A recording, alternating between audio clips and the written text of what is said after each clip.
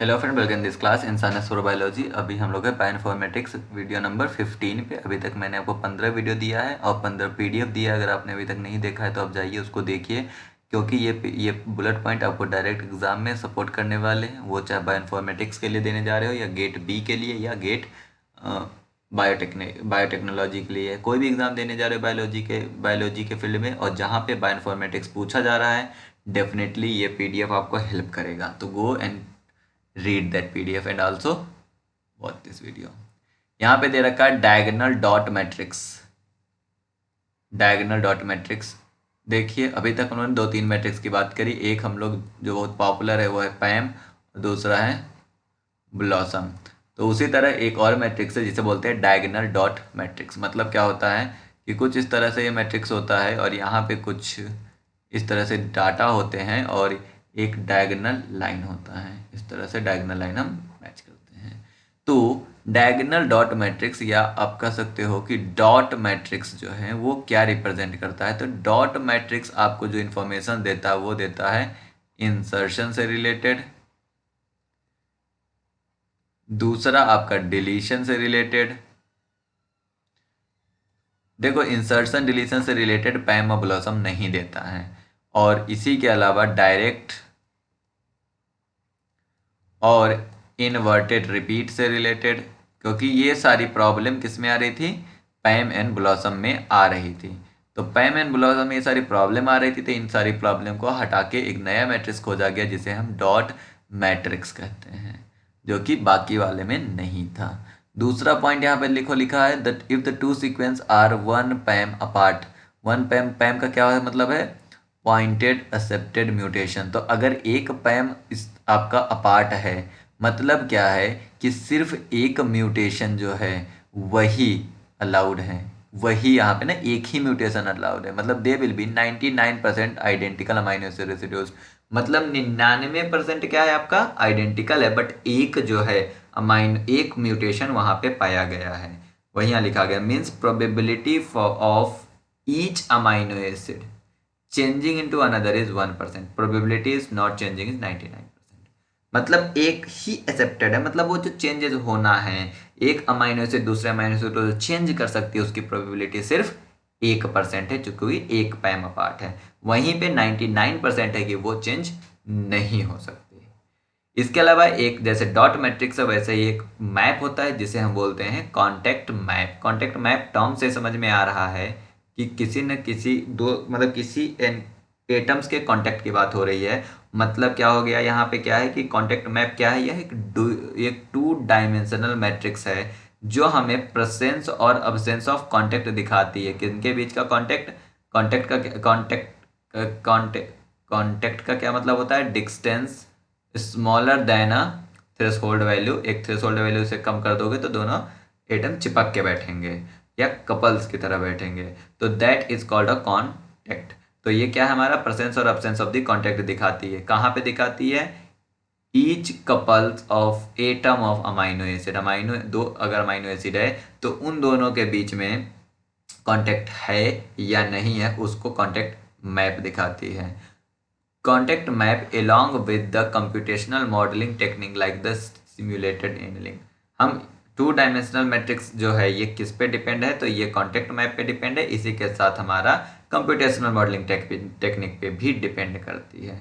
तो अभी मैंने क्या करा, diagonal dot matrix. Diagonal dot matrix क्या कहता है, आपको insertion deletion direct inverted repeats दे रहा। वहीं पे कॉन्टेक्ट मैप आपको क्या दिखा रहा, कॉन्टेक्ट मैप आपको ये बता रहा है कि वो जो एटम्स है वो कांटेक्ट में है या नहीं। कांटेक्ट में होने का क्या मतलब है, एक मिनिमम डिस्टेंस जो होती है जिसे हम थ्रेशोल्ड वैल्यू बोलते हैं, उसे कम, अगर उसे कम कर दोगे तो दोनों एटम चिपक के बैठेंगे। उस चिपकने के जो प्रोसेस होता है उसे हम कांटेक्ट कहते हैं।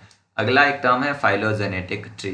फाइलोजेनेटिक ट्री जो है एक इवोल्यूशनरी ट्री लाइक स्ट्रक्चर होती है, बताता है कि वो हमें ये बताता है कि different group of the animal evolutionary point of view से कैसे रिलेटेड है या नहीं है। तो फाइलोजेनेटिक ट्री क्या होता है, that is the evolutionary tree that shows the evolutionary relationship between 2 different group of animal. 2 different group of animal में कौन किससे रिलेटेड है उसका एक ग्राफिकल रिप्रेजेंटेशन, एक ट्री लाइक स्ट्रक्चर जो होती है उसे हम फाइलोजेनेटिक ट्री कहते हैं। उसके अलावा एक टर्म है क्लेडोग्राम। क्लेडोग्राम क्या होता है? It is the hypothetical picture of actual evolutionary history of organism. Actual evolutionary history of organism जो है क्लेडोग्राम कहलाता है। Cladogram indicates common ancestry, but they do not indicate the amount of evolutionary time between an ancestor and the descendant group। यहाँ indicate है, ठीक है। तो cladogram क्या होता है? क्लेडोग्राम हमें ये बताता है कि मतलब एक एग्जांपल की बात करें, हमने कहा कि A B C D A B जो है एक दूसरे के साथ ज़्यादा रिलेटेड है, सी और इस तरह से यह एक हमें क्या मिला? एक ट्री लाइक स्ट्रक्चर मिला, जिसे हम क्या बोल रहे हैं? Phylogenetic tree. अब यहाँ पे जो क्या बता रहा है कि ए बी एक ही कॉमन एंसेस्टर से अराइज हुए हैं। उसी तरह ए बी का कॉमन एंसेस्टर और सी का कॉमन एंसेस्टर सेम था, और उसी तरह ए बी सी का कॉमन एंसेस्टर और डी का कॉमन एंसेस्टर इस पॉइंट पे था। तो ये जो हमारा ग्राफ है that only show the common ancestor, कि कॉमन एंसेस्टर तो सेम है but they do not show कि यहाँ से यहाँ तक पहुँचने में कितने इवोल्यूशनरी टाइम लगा है या कितना चेंज हुआ है, ये हमें यहाँ पे नहीं बता सकता। इसके अलावा दो चीज़ें हैं, ये आप याद रखिएगा कि दो सीक्वेंस दिया मैंने यहाँ पे PLA VAB एंड PLLB। ये दो सीक्वेंस को जब हम अलाइन करते हैं तो एक एल्गोरिदम है जिसे हम बोलते हैं निडलमैन वुंच एल्गोरिदम।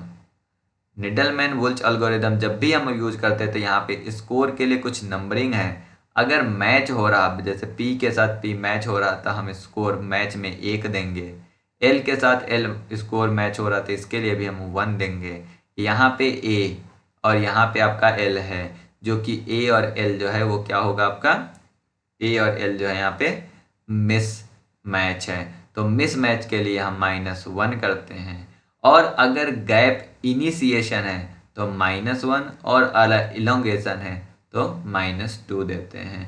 तो गैप जो है वो पेनाल्टी के लिए होता है, पर गैप कहाँ पे है?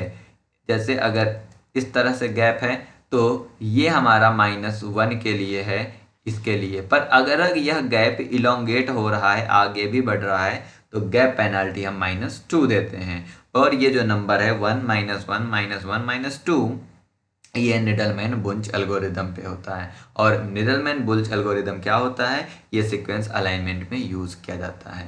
ये सीक्वेंस अलाइनमेंट में यूज़ होने वाला एक एल्गोरिदम है। इसके अलावा एक और एल्गोरिदम होता है जो कि हम नेक्स्ट वीडियो में बात करेंगे। यहाँ पे मैंने लिख रखा है the alignment with the best score according to this algorithm is this.